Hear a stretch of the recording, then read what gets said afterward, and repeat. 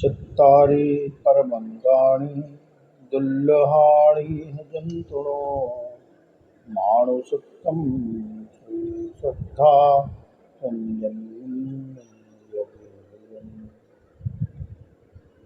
लोक में प्राणियों के लिए चार परम अमृत हैं: मनुष्यत्व, श्रुति, श्रद्धा और संयम में पाना। समावन्नाण संसारे नानागोत्ता सुजायसु अम्मानाण विहाकट्टो पुरो विस्संधियाहया। समावन्नाण संसारे, संसारी जीव विविध प्रकार के कर्मों का अर्जन करता है। नाना गोत्ता सुजायसु, नाना गोत्र और जातियों में उत्पन्न होता है। नाना प्रकार के कर्म करता है और समूचे विश्व का स्पर्श कर लेता है, सब जगह उत्पन्न हो जाता है।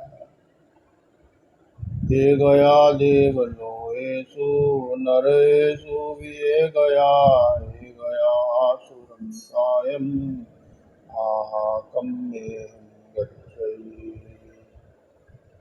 जीव यथा कर्म अपने कृत कर्मों के अनुसार कभी देवलोक में देव रूप में उत्पन्न होता है, कभी नरक में, तो कभी असुर के निकायों में उत्पन्न होता है। ये गया खत्तियो होई तो चंडाल भोक्सो तो कीड़पयंगोय तो कुंतु की। यह जीव कभी क्षत्रिय होता है, कभी चंडाल बनता है, कभी भोक्स बनता है, कभी कीट बनता है, कभी पतंगा बनता है, कभी कुंथु या चींटी बन जाता है। एवमावट्ट जोनिषु प्राणिनो कम्मकं किद्विषा न निविच्यति संसारे संबद्धेषु यथक्रिया। जिस प्रकार क्षत्रिय किसी भी अर्थ प्रयोजन के उपस्थित होने पर हार नहीं मानता, उसी तरह ये कर्म किल्विष प्राणी, कर्म से कलुषित प्राणी योनि चक्र में विभिन्न योनियों में भ्रमण करता हुआ भी संसार से निर्वेद को प्राप्त नहीं होता। वह फिर भी राग द्वेष मोह में ही फंसा रहता है, इंद्रिय विषयों में ही आसक्त रहता है। वह आत्मा के कल्याण की दिशा में सोच नहीं पाता। कम्म संगे हिम सम्मूढ़ा दुखिया बहुवेयणा अमानुषासु योनिषु विनेहं मंत्रिपाणिनो। जो जीव कर्मों के संग से सम्मूढ़ हैं, दुखी हैं और अत्यंत वेदना वाले हैं, वे अपने कर्मों के द्वारा ही मनुष्यतर, नरक और तिर्यंच योनियों में ढकेले जाते हैं। अर्थात जो व्यक्ति मोह राग द्वेष के कारण इतना मूढ़, दुखी और अत्यंत वेदना वाला होता है, वह इंद्रिय विषयों में ही लुप्त रहता है। क्रोध मान माया लोभ से ही भावित होता हुआ अनेक पाप कर्म करता हुआ मनुष्य जीवन को खो देता है, नरक और तिर्यंच योनियों में उत्पन्न होता है। कम्माणं तो पहाणाय आणुविकयायु जीवा सोहि मणुपत्ता आयन्ते मनुष्यम्। कालक्रम के अनुसार अनेक जीव योनि में जन्म मरण करता हुआ जीव किंचित पुण्य कर्म का उपार्जन करता है। ज्ञान दर्शन वीर्य का क्षोभन होता है। मनुष्य गति को रोकने वाले कर्मों का नाश होता है। उस शुद्धि को पाकर जीव मनुष्यत्व को प्राप्त हो जाता है। मानुषं विग्रहं लब्धुं स्वेधम्मस्य दुर्लभं स्वच्छा परिवृज्यन्ति तवं हन्ति महिंसयम्। मनुष्य शरीर प्राप्त हो जाने पर भी धर्म की श्रुति दुर्लभ है। अनेक मनुष्य हैं जिन्हें धर्म सुनने को भी नहीं मिलता। वे ऐसे स्थानों पर, ऐसे कुलों में उत्पन्न हो जाते हैं जहाँ धर्म के प्रति कोई आकर्षण नहीं होता। और यदि कोई व्यक्ति धर्म को सुनता भी है तो धर्म के वास्तविक स्वरूप को जान पाना, सच्चे धर्म को सुनना दुर्लभ है। सच्चा धर्म वही है जिससे जीवन में तप की वृद्धि होती है, सहिष्णुता का भाव सृष्ट होता है और अहिंसा के मार्ग की आराधना होती है। वही धर्म दुर्लभ है सुनना, जिसे सुनकर जीव तप, सहिष्णुता और अहिंसा को स्वीकार करता है। आहच्च श्रवणं लब्धुं श्रद्धा परमदुर्लभा स्वच्छान्यया वयं मग्गं बहवे परिवस्यै। कदाचित धर्म सुन लेने पर भी उस पर श्रद्धा होना परम दुर्लभ है। बहुत लोग नैयायिक अर्थात मोक्ष की ओर ले जाने वाले मार्ग को सुनकर भी उससे भ्रष्ट हो जाते हैं। वह मार्ग जो राग, द्वेष, मोह से मुक्त करता है, जो इंद्रिय विषयों की लालसा और इच्छाओं का परिमार्जन करता है, वह धर्म, उसे सुन लेने पर भी उस पर श्रद्धा होना दुर्लभ है। सुनने मात्र से कोई व्यक्ति किसी के प्रति, किसी वस्तु के प्रति, किसी कार्य के प्रति रुचि उत्पन्न नहीं होती। अभ्यास करने से उस कार्य के प्रति श्रद्धा उत्पन्न होती है, रुचि उत्पन्न होती है।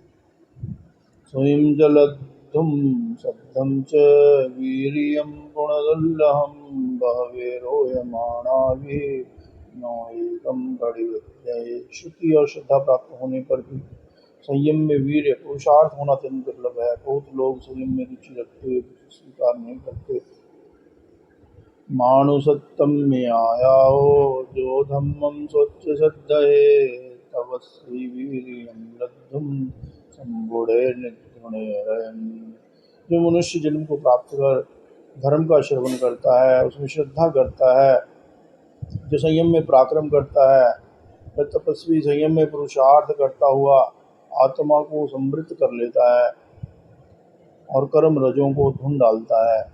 सोहि उज्जूय भूयस्य धम्मो शुद्धस्य चित्तये निर्वाणं परमं जाये धयसित्तव पावये। शुद्धि उसे प्राप्त होती है जो ऋजुभूत होता है, धर्म उसमें ठहरता है जो शुद्ध होता है। जिसमें धर्म ठहरता है वह घृत से अभिषिक्त अग्नि की भांति परम निर्वाण को, समाधि को प्राप्त हो जाता है। ऋजुभूत अर्थात जिसके मन ऋजु है, जिसकी वाणी ऋजु है, जिसकी शारीरिक की प्रवृत्ति ऋजु है, जिसकी कथनीय और करने में समानता है, जो निश्चल है, वही व्यक्ति शुद्धि को प्राप्त हो सकता है। उसमें धर्म ठहर जाता है और धर्म ठहरने पर उसका आत्मा सद्गुणों से उज्ज्वल बन जाता है। विगिंच कम्मुणो हेम जसं संचिणो हन्ति ये पाडवं शरीरं चा उद्धं पक्कं मयि दिशन्। विगिंच कम्मुणो हेम, कर्म के हेतुओं को दूर कर, जसं संचिणो हन्ति, सहिष्णुता से यश का संचय कर, संयम का संचय कर। ऐसा करने वाला पार्थिव शरीर को छोड़कर ऊर्ध्व दिशा स्वर्ग को प्राप्त होता है। कर्म का हेतु है राग, द्वेष, मोह, कषाय, मिथ्यात्व, अविरति, प्रमाद, कषाय और अशुभ योग, ये कर्म का हेतु है। सहिष्णुता के द्वारा जीव संयम की आराधना करता है, यश का संचय करता है। ऐसा करने पर वह पुण्य कर्म का बंधन भी करता है। उस पुण्य कर्म के कारण वह आयुष्य पूर्ण होने पर ऊर्ध्व दिशा स्वर्ग में उत्पन्न होता है। विशालिसेहिं शीलेहिं जक्खावुत्तरोत्तरा मासुक्तावति पुंता मन्नन्ता पुनश्चरुम्। वह पुण्य कर्म से उन देवलोकों को प्राप्त करता है।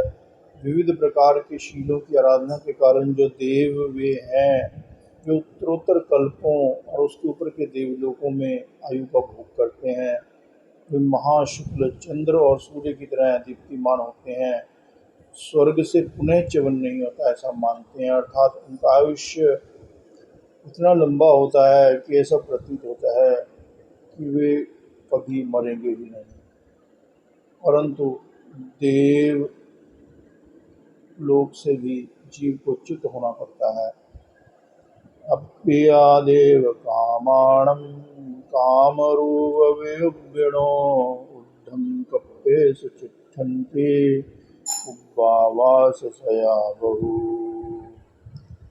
वे दैवी भोगों के लिए अपने आप को समर्पित करके रहते हैं, इच्छा अनुसार रूप बनाने में समर्थ होते हैं। सैकड़ों पूर्व वर्षों तक, असंख्य काल तक ऊर्ध्ववर्ती कल्पों में रहते हैं। तत्थटिच्चार्जाठाणं जक्खाउखयेचया उवेन्ति मानुषयोनिं सेदसंगे अभिजायै। वे देव उन कल्पों में अपनी शील आराधना के अनुसार स्थानों में रहते हैं। अर्थात उन्होंने उत्तम शील की आराधना की होती है। वे उच्च स्थानों में वहाँ पर भोगों को भोगते हैं। आयु क्षय होने पर वे मनुष्य योनि को प्राप्त होते हैं और मनुष्य योनि में 10 अंग वाली भोग सामग्री से युक्त होते हैं। खेत्तं बद्धं हिरण्यं च पशवो दासपौरुषं चत्तारि कामखण्डानि तत्थसे उभवच्चै। मित्तवं नायवं होये चागोये अवन्नवं पायंके महापन्ने अभिगाये जसुबले। देवलोक से च्युत होकर जीव अपने अवशिष्ट पुण्य कर्म को भोगता है और अवशिष्ट पुण्य कर्म तथा जो ज्ञान दर्शन वीर्य आदि और शोक्षम है, उसके अनुसार उसे विशिष्ट जन्म से ही कुछ विशिष्टताएँ प्राप्त होती हैं। वह क्षेत्र, वास्तु, स्वर्ण, पशु, दास, परुषे, जहाँ ये 4 काम स्कंद होते हैं, उन कुलों में उत्पन्न होता है। वह मित्रवान होता है, ज्ञातिमान होता है, उच्च गोत्र वाला होता है, वर्णवान होता है, निरोग होता है, वह महाप्रज्ञ होता है, वह विजात, शिष्ट और विनीत स्वभाव का होता है, यशस्वी होता है, बलवान होता है।